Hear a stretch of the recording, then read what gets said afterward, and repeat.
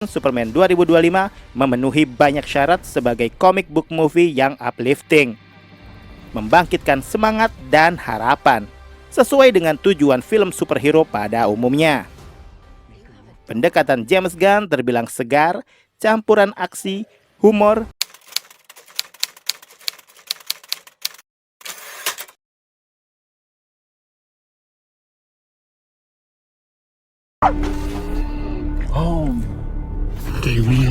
Salam sinema sahabat sinemalogi. Superman adalah film superhero yang disutradarai James Gunn. Clark Kent, Superman sudah tidak perlu diceritakan lagi siapa dia. Maka dari itu di film reboot kesekian ini, James Gunn tak lagi memberi adegan Superman kecil datang ke bumi.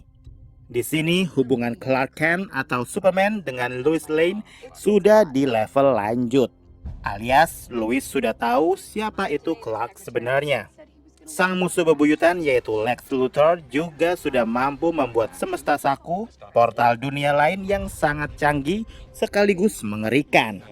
Lex Luthor mampu mengatasi Superman lewat pasukan Raptors dengan andalannya Ultraman dan The Engineer. Tapi untunglah di sini Superman tidak sendiri, karena ada bantuan Justice Gang yang beranggotakan Green Lantern, Hawkgirl, dan Mr. Terrific. Tak lupa kehadiran anjing super Krypto. Kalian bisa membantu kami dengan klik tombol Super Thanks di bawah video. Kami akan sangat berterima kasih atas berapapun nominal saweran yang kami terima. Superman versi James Gunn menjadi film pembuka DC Universe yang baru. Seperti terlihat di poster-posternya, Superman kali ini lebih berwarna, cerah, fun, dan memberi optimisme. Mengambil jalur yang berbeda dari Man of Steel Zack Snyder yang gelap dan biblical. Tone yang bertolak belakang. James Gunn paham kalau kisah Superman sudah dihafal di luar kepala mayoritas penonton. Jadi Gunn tak perlu basa-basi, langsung membuka film dengan letupan adegan Superman kalah. Langkah berani dan mengejutkan. Tapi dari sini penonton jadi tahu bahwa Superman bisa memulihkan kekuatan lewat sinar bintang kuning seperti matahari bumi. Musuh-musuh yang ditampilkan di sini kuat, mampu menandingi Superman, jumlahnya juga banyak, jadi adegan berantemnya terasa megah, seru sekali. Bahkan ada kaiju pula. Tapi justru dari adegan-adegan tersebut yang bikin sebel adalah warga kotanya. Sudah tahu ada kaiju raksasa tapi tidak kabur dan masih berjarak dekat banget. Nyodorin HP buat ngerekam pula. Satu lagi kekurangan yang menurut saya adalah gambaran orang tua angkat Clark, yaitu Pak Kent dan istri. Entahlah, saya merasa mereka digambarkan seperti orang desa banget atau dengan intelijensi rendah. Gambaran orang Texas yang medok banget. Atau karena memang sudah tua atau memang cuma perasaan saya aja. Dari plot standar pahlawan super, James Gunn masih memasukkan isu yang kayaknya sangat relevan di dunia ini. Ada subplot satu negara yang melakukan agresi ke negara lain dengan kedok mau menumbangkan rezim tiran.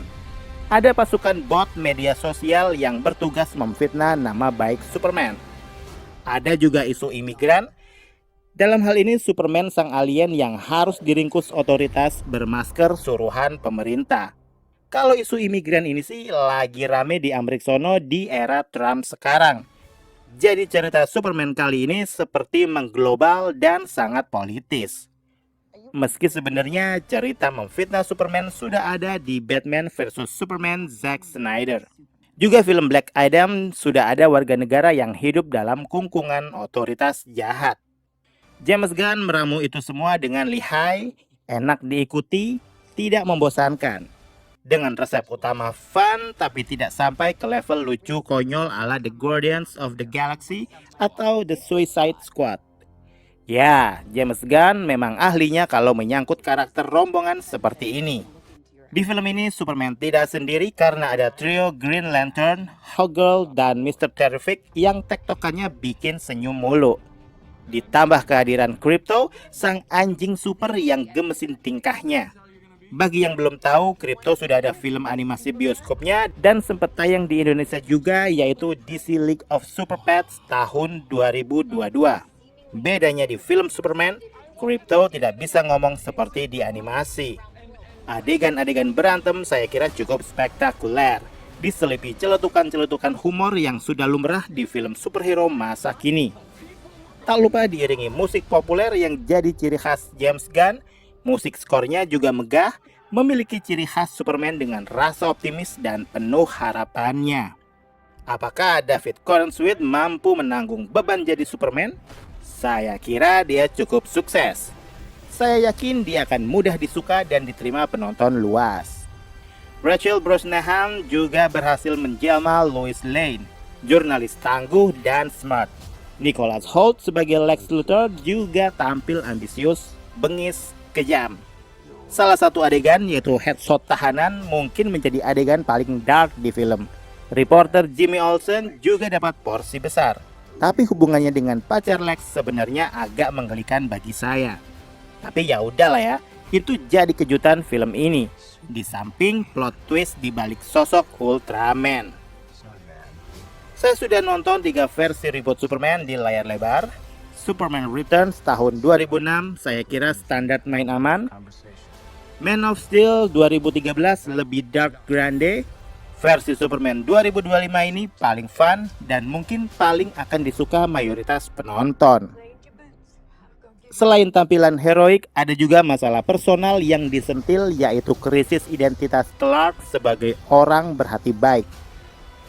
Saya paling suka yang terbaru ini karena nyenengin banget nontonnya. Secara keseluruhan, Superman 2025 memenuhi banyak syarat sebagai comic book movie yang uplifting, membangkitkan semangat dan harapan, sesuai dengan tujuan film superhero pada umumnya. Pendekatan James Gunn terbilang segar, campuran aksi, humor, dan ada sisipan adegan haru juga. Visual effect spektakuler plus karakter-karakter lovable juga akan mempermudah jalan film-film DC Universe selanjutnya. James Gunn juga sudah ngasih beberapa cameo di sini, Rick Flag dan Peacemaker, serta gongnya tentu saja majikan pemilik kripto yang ternyata doyan arti. Demikian video reaksi dari film Superman yang tayang di bioskop. Silakan like, komen, dan subscribe kanal ini. Cek juga akun-akun media sosial Sinemalogi. Dan jangan lupa bersinema dahulu, berbahagia kemudian.